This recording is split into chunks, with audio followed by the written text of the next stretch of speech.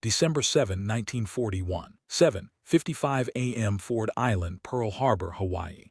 The tropical air hangs heavy, thick with the scent of salt and blooming plumeria. Palm fronds rustle faintly in the trade winds, while the harbor's glassy surface mirrors the battleships lined up like steel guardians. USS Arizona, Oklahoma, West Virginia, their massive hulls cutting imposing silhouettes against the dawn sky. Sailors in crisp whites shuffle across decks, the clink of coffee mugs echoing over the water. A radio crackles faintly from a nearby barracks, crooning a lazy jazz tune. No alarms, no urgency, just another Sunday morning in paradise. Then a low hum pierces the calm, distant at first like a swarm of angry bees. Heads turn skyward. What is that? A seagull's cry cuts short as shadows flit across the waves. Suddenly, the horizon erupts, sleek silhouettes slicing through the clouds, wings emblazoned with the rising sun. Japanese Zero fighters, HID-3A dive bombers, Nakajima B-5N torpedo planes. They streak in low, engines roaring like thunder gods unleashed. Imagine you're there, heart pounding as the first torpedo slices into the water with a deadly hiss. It streaks toward the USS Oklahoma, a 29,000-ton behemoth moored helplessly at Battleship Row. The impact, a deafening boom that shakes the earth, sending geysers of water skyward.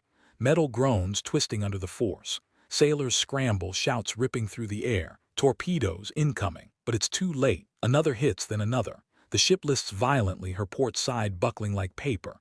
Across the harbor at Hickam Field, P-40 Warhawk fighters sit parked in neat rows, vulnerable as ducks in a pond. Dive bombers scream down, bombs whistling like falling death. Explosions bloom in orange fireballs. Hangars crumpling, aircraft disintegrating in shards of aluminum and flame. Black smoke billows, choking the blue sky. A young mechanic, grease-smeared and wide-eyed, dives for cover as machine gun fire stitches the ground around him. Bullets ping off tarmac, sparks flying. He clutches his helmet, praying silently. On the USS Arizona, Captain Franklin Van Valkenburg barks orders from the bridge, his voice steady amid the chaos. But the attackers are relentless. A 1,760-pound armor-piercing bomb plunges through the deck, detonating the forward magazine. The blast is cataclysmic, a mushroom cloud of fire and debris rocketing 500 feet high. The ship jumps from the water, her bow shattered. Over 1,000 men trapped below decks, flames licking at hatches, screams muffled by the inferno. Oil slicks ignite on the surface, turning the harbor into a blazing hellscape. Feel the heat on your skin, the acrid stench of burning fuel stinging your eyes. Ensign Joe Taussig, Jr., manning an anti-aircraft gun on the USS Nevada, swings his weapon skyward. Tracers arc through the air, but the Zeros weave like phantoms, strafing with 7.7 rounds. Blood mixes with seawater on the decks. A pharmacist's mate, hands trembling, drags a wounded comrade to safety, bullets whizzing past. At Wheeler Field, north of the harbor, the assault mirrors the nightmare. Hangars erupt, P-36 Hawks and P-40s reduced to smoldering wrecks. Pilots like Lieutenants Kenneth Taylor and George Welch race to their planes, engines coughing to life amid the barrage. They manage to get airborne 2 lone Warhawks against the swarm. Taylor's guns chatter, downing a Val dive bomber in a trail of smoke. But the odds are overwhelming. Back at Pearl, the submarine base and fuel depots become targets. Torpedoes skim the surface, aimed at dry docks and cruisers. The USS Raleigh takes a hit, flooding rapidly, her crew pumping desperately to stay afloat. Destroyers like the USS Shaw explode in spectacular fashion, magazines detonating like fireworks gone mad. The first wave, 183 aircraft strong, unleashes hell in coordinated precision. Admiral Isoroku Yamamoto's plan, Operation AI, executed flawlessly after months of secret training. Carriers Akagi, Kaga, Soryu, Huryu, Shikaku, Zuikaku launched them 230 miles north, undetected by American radar. Operators dismissed the blips as expected B-17s from the mainland. Human stories pierce the machinery of war. A chaplain on the USS California administers last rites amid the tilting deck, his voice calm over the roar. Nurses at the Naval Hospital rush to windows, then to action, triaging the influx of burned, bleeding men. One survivor later recalls the surreal horror. It was like the world ended in fire. As the planes bank for another pass, anti-aircraft fire finally sputters to life. 5-inch guns boom from the USS Maryland, flak bursting in black puffs, but the damage mounts. The USS Utah, a target ship, capsizes entirely, trapping dozens underwater. Bubbles rise where men pound on hulls, their knocks growing fainter. Picture the confusion in command centers. Admiral Husband E. Kimmel, Commander-in-Chief of the Pacific Fleet, receives frantic reports. No warning from Washington, despite decoded Japanese messages hinting at aggression. Isolationism's grip had blinded the nation. Negotiations with Japan stalled over China and oil embargoes, but no one expected this. The air thickens with cordite and fear. Children on Oahu's shores watch in awe and terror as dogfights rage overhead. A stray bomb falls on Honolulu, shattering civilian illusions of safety. Yet amid the onslaught, acts of defiance flicker. Seaman Dory Miller, a mess attendant on the West Virginia, grabs a .50 caliber machine gun against regulations for his rank and blazes away at incoming planes, downing at least one. His heroism, born of necessity, etches into legend. The wave crests, planes peeling off to regroup. But the harbor is a graveyard. Ships listing, fires raging, bodies floating in oil-slicked water. Over 300 aircraft destroyed or damaged on the ground. The toll climbs, men like those on the Arizona vaporized in an instant. As the smoke clears momentarily, a chilling realization dawns. This is no drill, and the second wave is coming. 8:40 a.m. The skies over Pearl Harbor are black with smoke, but the sun still glares down, merciless. You can taste the oil now, thick and bitter on the wind. The first wave has vanished northward, engines fading like retreating thunder. For one cruel minute, some dare to hope it's over. Sailors stagger from below decks, faces blackened, uniforms shredded. Medics sprint across gangways with stretchers slick in blood. On Ford Island, a young lieutenant cradles a dying gunner, whispering, "Hold on, kid, just hold on." Then the radar operator at Apana Point screams into his field phone. Large bogey, bearing 320, distance 30 miles and closing fast. The second wave, 171 aircraft, even deadlier than the first. High overhead, Commander Mitsuo Fuchida, who led the initial assault, circles in his Kate bomber, watching the carnage he has wrought. He fires a green flare from his signal pistol, the order to press the attack. Below, the Americans are still reeling. Anti-aircraft guns are only now finding their rhythm, crews frantic, shells fused too late. The new wave splits with surgical precision. Zeros streak in first, guns winking red, hunting anything that moves. They strafe the already burning Nevada as she desperately tries to get underway, her captain hoping to beach her rather than sink in the channel. Bullets rake her superstructure. Men fall from the crow's nest like broken dolls. At Battleship Row, the USS Tennessee and West Virginia are fused together by fire, a single funeral pyre. Sailors trapped between the blazing ships leap into the water, hair and clothes alike. Some swim, some simply sink. The dive bombers come next, valves peeling off in perfect 70-degree plunges. Their sirens, the infamous Jericho trumpets, wail like banshees. One pilot, Lieutenant Commander Takashige Egusa, the finest dive bomber leader in the Imperial Navy, lines up on the crippled USS California. His 550-pound bomb punches straight through her forecastle. Secondary explosions rip upward, venting flame through hatches. Below, damage control parties drown as seawater floods the magazines.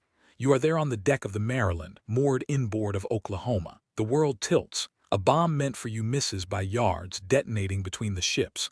The concussion slams you to the steel, ears ringing. When you look up, Oklahoma has rolled almost onto her side, keel exposed like the belly of a dying whale. Hundreds of men slide screaming down her hull into the harbor. Some cling to mooring lines, legs dangling above the burning oil. Hands reach from portholes, pleading, then vanish beneath the surface. On the airfields, the slaughter continues. At Mooring Mast Field, Marine fighters never even get off the ground. Zeros rake the tarmac in low, deliberate passes. One pilot, Saburo Sakai, future ace, fires until his barrels glow red. He later wrote, "They were brave, those Americans, running to their planes through the bullets, but they never had a chance." Back in the harbor, the destroyer USS Shaw takes the hit that becomes immortal. 3 bombs in rapid succession. Her forward magazine detonates in a fireball that climbs 1,000 feet. The entire bow is blown clean off, cartwheeling through the air like a child's toy. The famous photograph, the one you've seen 1,000 times, is taken seconds from now by a Navy photographer who will himself die minutes later. Aboard the hospital ship Solace, white-painted and clearly marked, surgeons work in blood to their elbows. The wounded keep coming, sailors with faces burned black, legs shattered by shrapnel, lungs seared from inhaling superheated steam when boilers exploded. One boy, just 18, keeps asking for his mother as they amputate what's left of his arm. High above, two American pilots, Taylor and Welch, now rearmed and refueled at tiny Halliwell Field, tear back into the fight. Welch spots a formation of 6 Vals heading for the Nevada. He dives, guns hammering. 2 bombers disintegrate, wings folding like broken birds. Taylor bags another. 4 kills between them in 20 frantic minutes. They are the only American fighters in the sky, David against an armada of Goliaths. On the ground, the rage is rising. Seaman Dory Miller, still at his machine gun on the West Virginia, keeps firing long after his ship is abandoned. Shell casings pile around his ankles like golden snow. A Zero crosses his sights. He squeezes the trigger. The plane bursts into flame and plunges into the harbor, a fiery comet. 8:54 a.m. The Nevada, bleeding but defiant, steams down the channel under her own power, colors flying. Japanese pilots swarm her like hornets. Bombs straddle her again and again. Her captain, realizing she may block the only exit if sunk, deliberately beaches her on Hospital Point. Cheers rise from surrounding ships, hoarse, exhausted, but unbroken. The final planes of the second wave turn for home. Fuchida lingers longest, circling the burning harbor one last time. He counts 8 battleships crippled or sinking. Oil slicks stretch for miles, rainbow-sheened and deadly. The Pacific Fleet lies gutted. As the last Zero disappears into the northern haze, an eerie quiet descends, broken only by the crackle of flames and the cries of the wounded. Sailors and civilians stand on rooftops, staring at the devastation. Someone begins to sing, softly at first, then stronger. My country, 'tis of thee. But beneath the song, a darker sound grows, the low, collective growl of a nation waking from a long sleep. And in Washington, 3,000 miles away, a single decoded message sits on a desk, already too late. 9:45 a.m. The smoke over Pearl Harbor is so thick it blots out the sun. The second wave is gone, but the dying continues. The harbor itself has become a furnace. Burning oil spreads like molten glass, trapping swimmers in liquid fire. Men who leapt from sinking ships now scream as flames crawl over their skin. Rescue launches plow through the inferno, crews beating at the fire with bare hands to pull survivors aboard. One motor whaleboat, commanded by Lieutenant John R. Beardall, saves over 100 men from the water around the Arizona alone. Many are so badly burned they no longer look human. On Battleship Row, the tally is apocalyptic. USS Arizona, a shattered tomb, 1,177 men gone in a heartbeat. USS Oklahoma, capsized, 429 entombed. USS West Virginia, settled on the bottom, burning from stem to stern. USS California, listing, sinking slowly by the stern. USS Nevada, beached and broken. USS Maryland, Tennessee, and Pennsylvania, damaged but still afloat, 8 battleships. In under 2 hours, the heart of the Pacific Fleet has been ripped out. You stand on the deck of the cruiser Helena, bleeding from a dozen shrapnel wounds, staring at the carnage. The water around you is littered with debris. Life rafts, bodies, a child's shoe floating inexplicably among the oil drums. A sailor beside you vomits over the rail. Another just stares, whispering over and over, "They got us, they really got us." At Pacific Fleet headquarters, Admiral Husband E. Kimmel stands on the lawn in his dress whites, binoculars dangling uselessly around his neck. Shrapnel has torn a hole in the wall behind him. A chunk of steel is embedded in the window frame inches from where his aide had been standing. Kimmel's face is ashen. He says nothing. There is nothing to say. Across the harbor, the first bodies are being lined up on Ford Island seaplane ramp. Sailors lay them out gently, side by side, covering faces with whatever cloth can be found. Towels, shirts, a torn signal flag. A chief petty officer walks the rows searching for his son. He finds him, kneels, and does not rise again. 10:15 a.m. The first civilian cars begin arriving at the gates. Wives, mothers, sweethearts clutching photographs and rosaries. Military policemen turn them back, faces hard. No one is ready for what they would see. In Washington, D.C., it is just past 3 p.m. on a sleepy Sunday. President Franklin Roosevelt is in his Oval study, chatting with Harry Hopkins when the phone rings. Navy Secretary Frank Knox's voice is shaking. "Mr. President, Pearl Harbor has been attacked by the Japanese. The fleet it's very bad." Roosevelt's face goes rigid. He slams the receiver down and stares at the carpet for a long moment. Then he wheels himself to the desk and begins drafting the words that will change everything. Back in Hawaii, the fear has not ended. It has mutated. Rumors sweep the island like wildfire, Japanese paratroopers landing on the North Shore, fifth column saboteurs cutting phone lines, a third wave inbound. Civilians dig trenches in their backyards. Machine guns are set up on the steps of Iolani Palace. Honolulu streets empty as martial law slams down. At 11:00 a.m., the first captured Japanese artifact is brought to intelligence officers, a fragment of a Kate torpedo plane shot down over Kaneohe. On the tail fin, someone has painted a jaunty cartoon of Popeye. The Americans stare at it in stunned silence. These men flew 4,000 miles round trip to kill them, and they brought cartoons. Noon. The hospitals are overwhelmed. At Tripler Army Hospital, corridors are lined with stretchers. Blood drips through the slats onto the floor. A nurse, Lieutenant Annie Fox, works 36 hours straight, directing triage under combat conditions. She will become the first American woman to receive the Purple Heart in this war. In the morgue tents, bodies stack up faster than tags can be written. And still the small acts of grace. A Japanese-American shopkeeper in Honolulu stands on his roof with a shotgun, guarding the home of his haole neighbors who have been called to duty. A Catholic priest rows through the burning harbor administering last rites to floating sailors, some Protestant, some Jewish, some nothing at all. He does not ask. 1:00 p.m. The first concrete numbers reach Kimmel's staff. 2,403 Americans dead or missing. 1,178 wounded. 188 aircraft destroyed, most on the ground. 18 ships sunk or heavily damaged. The Japanese lost 29 aircraft, 5 midget submarines, and 130 men. A lopsided butcher's bill that will haunt the Navy for decades. But there is one miracle in the madness. The aircraft carriers, Enterprise, Lexington, Saratoga, are at sea. Not one is in port. The Japanese strike force searched for them and found empty ocean. Admiral Nagumo, cautious to the end, refuses to launch the planned third wave that would have obliterated the fuel farms and repair yards. Everything needed to fight back. That decision, made aboard the carrier Akagi at 1:30 p.m. Hawaiian time, will cost Japan the war. As dusk falls over Oahu, the fires still burn. The silhouette of the capsized Oklahoma glows red against the darkening sky. Survivors gather on the beaches, sharing cigarettes with shaking hands, staring at the graveyard their paradise has become. Somewhere in the gathering dark, a bugler raises his instrument. The first mournful notes of taps drift across the water, and in that moment every man still alive understands.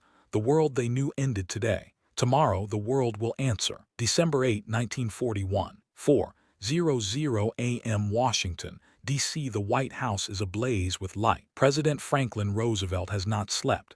His bedroom is a haze of cigarette smoke and crumpled paper. On the desk lies the speech, only 6 minutes long when he finishes it, but every word has been bled for. He rehearses the opening line under his breath, voice low and hard. Yesterday, December 7, 1941, a date which will live in infamy across the Pacific. Dawn creeps over Pearl Harbor again. The fires are lower now, but the smell, burned flesh, oil, scorched steel clings to everything. Sailors work through the night cutting into the upturned hull of the Oklahoma with torches. Every few minutes a new knock comes from inside. Faint, desperate taps from men still alive in air pockets. Each time the cutters redouble their efforts, tears mixing with sweat. They pull 23 men out alive over the next 36 hours. Each rescue is a miracle. Each body they find afterward is a knife to the heart. At 7:30 a.m. Hawaii time, Admiral Kimmel and General Short are relieved of command. Their careers are finished before the sun is fully up. In the coming months, they will be scapegoats for a nation that needs someone to blame. But on this morning, they simply walk the docks in silence, staring at the ruin of their commands. 10:00 a.m. Washington, the cabinet room. Roosevelt wheels himself in, face gray with exhaustion and fury. He looks at his secretaries of War and Navy, Stimson and Knox, and says only 3 words: "They caught us." Then he dictates orders. The West Coast is blacked out tonight. The fleet at San Diego is to put to sea immediately. Every ship that can float is to be made ready. The nation is at war whether Congress has voted yet or not. 12:30 p.m. Eastern Time. The floor of the U.S. Capitol. The galleries are packed. Senators and congressmen sit in stunned silence as the president is carried in an almost unprecedented act. He grips the podium with both hands, legs braced in steel. His voice, when it comes, is iron. Yesterday, the Japanese government launched an unprovoked and dastardly attack on American soil, no matter how long it may take us to overcome this premeditated invasion. The American people in their righteous might will win through to absolute victory. The chamber explodes. Congressmen leap to their feet. Even the isolationists, men who swore just days ago that America would never fight, are screaming approval. The vote is unanimous in the Senate, 82-0. In the House, only one vote against. Jeanette Rankin of Montana, pacifist to the end. Outside, newsboys hawk extras. War, JAPS bomb Hawaii. Across the country, the reaction is primal. In Times Square, crowds surge, silent at first, then roaring. Young men flood recruiting stations so fast the lines stretch around blocks. In Detroit, factory whistles howl. In San Francisco, Japanese-American shopkeepers board up windows as rocks begin to fly. In Hollywood, Clark Gable and Jimmy Stewart head straight to enlistment offices. The mood is not just anger, it is hunger. Back in Pearl Harbor, the salvage begins in earnest. Divers descend into the black water of the Arizona's wreckage. The ship is still bleeding oil, a slow, weeping wound that will leak for 70 years. Inside, they find the battleship safe open, payroll scattered among the dead. One diver surfaces sobbing. He found the ship's band instruments fused together by the heat, trumpets melted into a single grotesque sculpture. On the West Virginia, damage control teams pump out flooded compartments and discover something extraordinary. 3 sailors alive after 30 hours in a freshwater storeroom, surviving on potatoes and prayers. Their rescue makes front pages across America, proof that even in hell, some men refuse to die. By nightfall, the first reinforcements arrive. B-17s from California, flown in with almost no fuel left, pilots white-knuckled from the journey. Marines land with Tommy guns, eyes scanning the dark for the invasion that never comes. The island bristles. Far to the north, the Japanese strike 4 steams away at flank speed. Admiral Nagumo is jubilant, 8 battleships struck, the Pacific Fleet crippled. Yet Yamamoto, in his cabin aboard the Nagato in Hiroshima Bay, receives the reports and feels only dread. He stares at the map and murmurs the words that will haunt Japan. I fear all we have done is to awaken a sleeping giant and fill him with a terrible resolve. In living rooms across America, families gather around radios. Fathers who swore their sons would never fight now sign consent forms. Mothers sew Red Cross armbands with trembling fingers. Children collect tin cans and bacon grease. The nation pivots on a dime, from stay out of it to win it all, in less than 24 hours. And in a small house in Honolulu, an elderly Japanese-American fisherman listens to Roosevelt's speech on a crackling radio. He turns to his wife and says quietly, "We must burn the photographs tonight." And the flag. Outside, headlights sweep the street as military police begin rounding up the first of 120,000 Japanese Americans who will vanish into camps before the year is out. The giant is awake, and he is coming. December 9, 1941, and the days that follow. Pearl Harbor is no longer a naval base. It is a forge. The harbor never sleeps. Floodlights burn all night on the salvage barges. Cutting torches hiss like angry dragons as welders slice into the hulls of the dead ships. The goal is savage and simple. Raise what can be raised, patch what can be patched, and send every surviving hull back into the fight as fast as humanly possible. The USS West Virginia, still smoldering on the bottom, will be refloated by May 1942. The California by March. Even the shattered Nevada will steam again before the year is out. The Pacific Fleet refuses to die. But the Arizona will never sail again. Divers mark her as a tomb. The bodies are too numerous, too entangled with twisted steel and unexploded ordnance. On December 10, a temporary wooden platform is built over Turret 2. A flag is raised. Sailors salute a ship that still has 900 men aboard. From that day forward, every sailor who reports to Pearl Harbor will render honors when passing the rust-streaked superstructure that barely breaks the surface.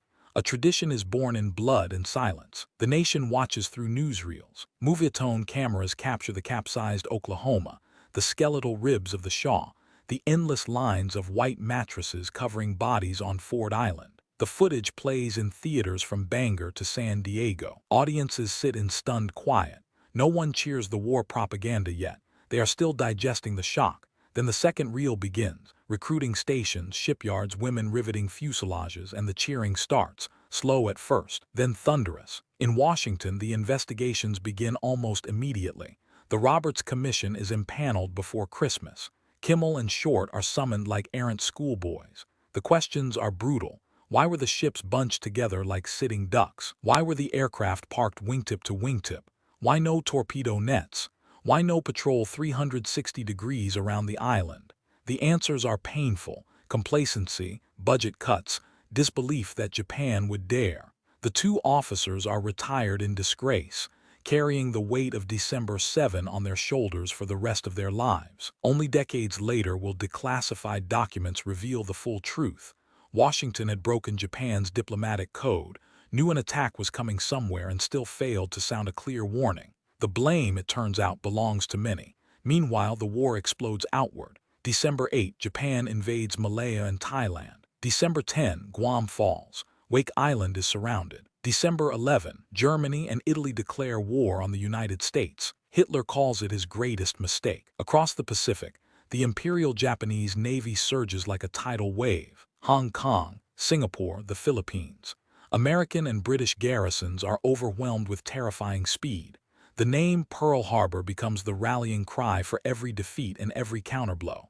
Yet in the darkness, the American industrial colossus awakens. At Newport News, welders work triple shifts laying keels for new battleships that will dwarf anything Japan ever built. In Detroit, Ford's Willow Run plant is retooled. By 1944, it will spit out a B-24 bomber every 63 minutes. Women, Rosie the Riveter before the poster even exists, flood factories. Scrap drives strip neighborhoods of railings and pots. Children flatten tin cans with patriotic fury. The entire economy pivots in months, and the carriers, those absent on December 7, become the new beating heart. Enterprise, Lexington, Saratoga, Yorktown, Hornet.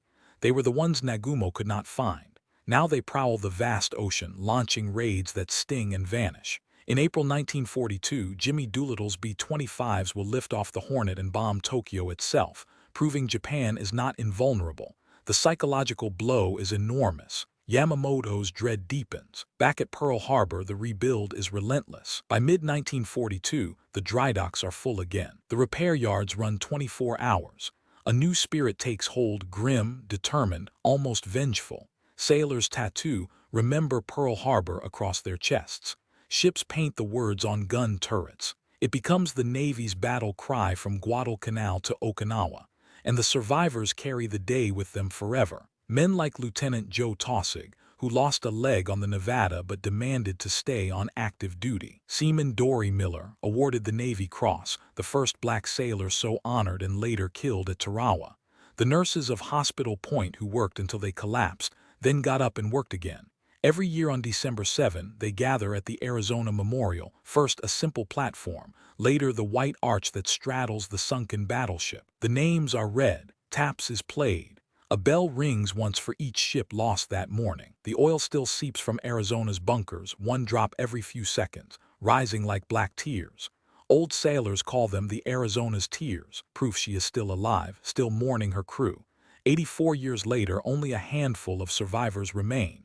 They are in their late 90s and hundreds now. Each December they return if they can, or they watch the ceremony on television, hands trembling on canes. They do not speak much anymore. Words feel too small. But when the flag is raised over the memorial, when the missing man formation flies overhead, they stand a little straighter, because they know something the rest of us can only feel secondhand. 2 hours of treachery on a Sunday morning did not break America. It revealed her. December 7, 2025, 7:55 a.m. Pearl Harbor, Hawaii. The bugle sounds attention.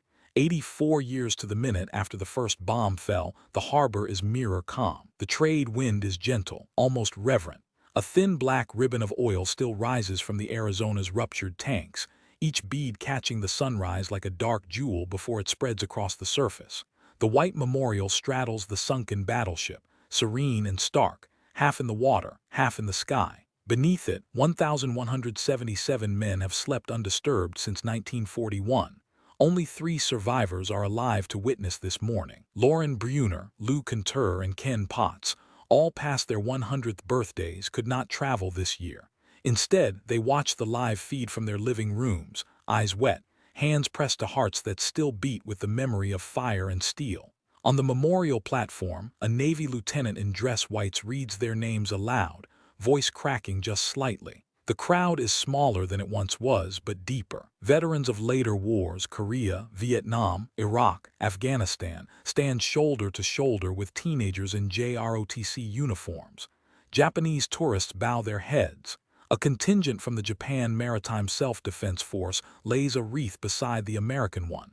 There is no hatred in the gestures, only shared sorrow. A bell tolls 8 times, once for each battleship struck that day. Then the Arizona, the Oklahoma, the West Virginia, the California, the Nevada, the Maryland, the Tennessee, the Pennsylvania. When the last name fades, a lone F-22 Raptor roars overhead in the missing man formation, peeling away into the empty blue.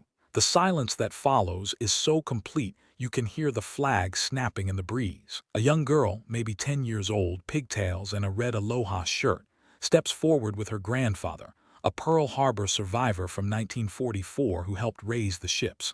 She places a lei of plumeria on the water. It drifts slowly toward the memorial, carried by the same current that has carried flowers, tears, and oil for 8 decades.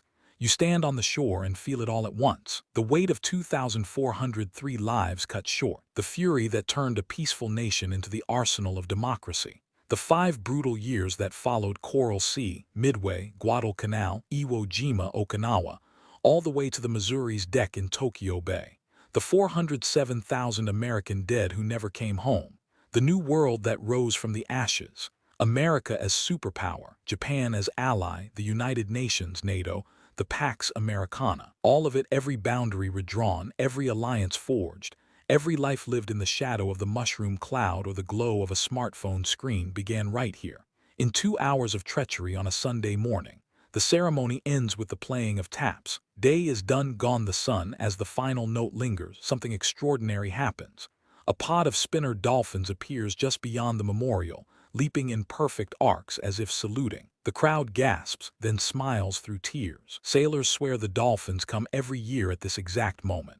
No one has ever proved it, but no one argues either. The survivors, children and grandchildren, board the launch back to Ford Island. They touch the rusted steel of the Arizona one last time, fingers tracing barnacled rivets that once held a mighty ship together. They whisper private goodbyes to fathers and grandfathers they never met. And then, quietly, the harbor returns to its daily rhythm. Submarines glide past on silent electric motors. Tour boats narrate the story to wide-eyed visitors. Sailors in today's Navy, many of whom were not alive on 9/11, let alone 1941, pause on the fantail of their destroyers to render honors as they pass the white memorial. Because some wounds never fully close, they become sacred instead. The lesson of Pearl Harbor is no longer just about vigilance or military readiness. It is about what a free people can do when their backs are against the wall. It is about ordinary men who became heroes because history demanded it. It is about a nation that chose, after staggering loss, to build rather than simply hate. The oil still rises, the flag still flies, the names are still read, and as long as even one person stands on that shore on December 7th, feeling the sun on their face and the ache in their chest, the 2 hours that changed the world will never be forgotten. They will simply be remembered.